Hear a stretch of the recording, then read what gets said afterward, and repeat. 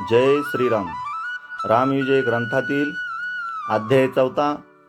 राम जन्मला गसके राम जन्मला, अर्थात प्रभू रामचंद्रांचा जन्म या अध्यायात आपण पाहणार आहोत.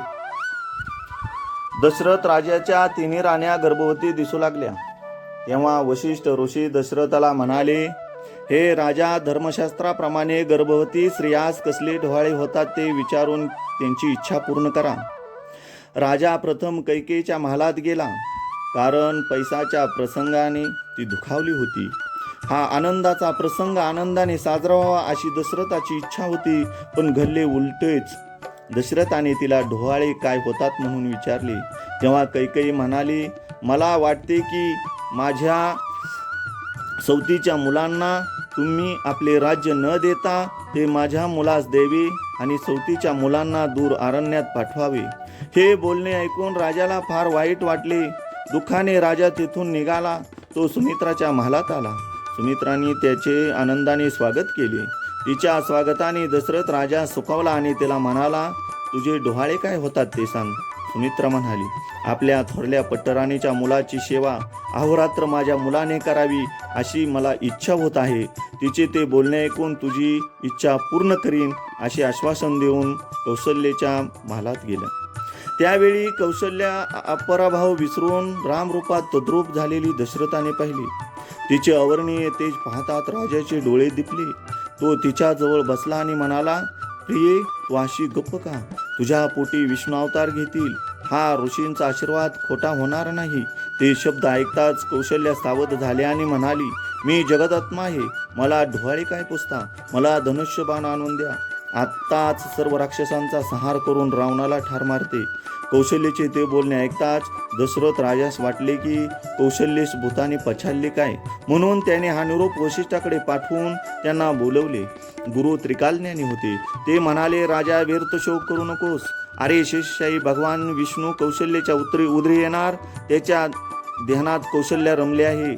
चिंता सोड. लवकर भगवान विष्णू कौशल्याच्या पोटी जन्म घेऊन दुष्टांचा नाश करतील.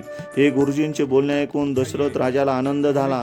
त्याने सर्व दासींना सर्वोत्तरी कौशल्याची काळजी घेण्याचे सांगितले. संतुष्ट चित्ताने राजा राजवाड्यात गेला. पुढे वसंत ऋतू आला. चैत्र महिना सुरू झाला. शुक्ल पक्षातील नवमीचा दिवस उजळला.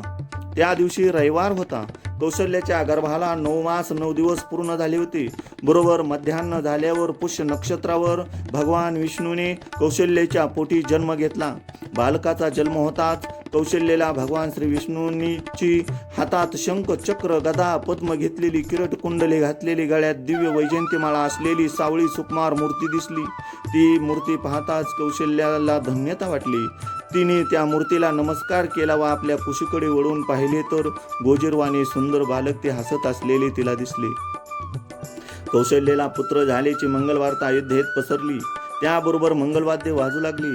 सुवासिनी हळदी कुंकाची ताटे भरून घेऊन राजवाड्याकडे आल्या. जिकडे तिकडे आनंदोत्सव सुरू झाला. राजा दशरथ पुत्रमुख पाहण्यासाठी वशिष्ठ गुरुसह कौशल्याच्या मंदिरात आला. त्या ठिकाणी मुलाला मांडीवर घेऊन त्याच्या मुखात त्याने मध घातला. वशिष्ठ ऋषींनी बाळाचे मुखावलोकन करून दशरथाला सांगितले, हा तुझा बाळ परम भाग्यशाली होऊन त्रिलोक्यात अजिंक्य होईल. तो मोठमोठे पराक्रम करील. तो ज्ञानाने प्रजेचे पालन करील. इतक्यात अनेक स्त्रिया तेथे आल्या. त्यांनी कौशल्याला रत्नजडित मंचकावर बसविले. तिच्या मांडीवर मुलास दिले.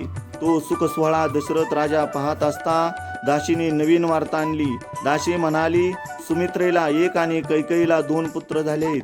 ही सुवार्ता ऐकून राजाला खूपच आनंद झाला. तेथे जाऊन त्याने पुत्राचे दशरथाने मुख अवलोकन केले. त्या मुलांचे जातक ऐकून घेतले आणि पुष्कळ दानधर्म केला. पुढे 12 दिवस अयोध्येत मोठा उत्सव सुरू झाला. 13व्या दिवशी मोठ्या थाटाने दशरथाने राजाने मुलाचे बारसे केले. वशिष्ठ गुरूंच्या सांगण्यावरून कौशल्याच्या मुलाचे नाव राम ठेवले. सुमित्राच्या मुलाचे नाव लक्ष्मण ठेवले. कैकेयीच्या मुलांची नावे अनुक्रमे भरत आणि शत्रुघ्न अशी ठेवली. पुढे ही मुले शुक्ल पक्षातील चंद्राप्रमाणे वाढू लागली. बालकांडातील या अध्यायाचे वाचन एकाग्रतेने अनेक वार केल्यास सुपुत्राचा लाभ होईल. श्री रामविजय ग्रंथातील 4 अध्यायाची कथा इथे समाप्त होत आहे. जय श्रीराम.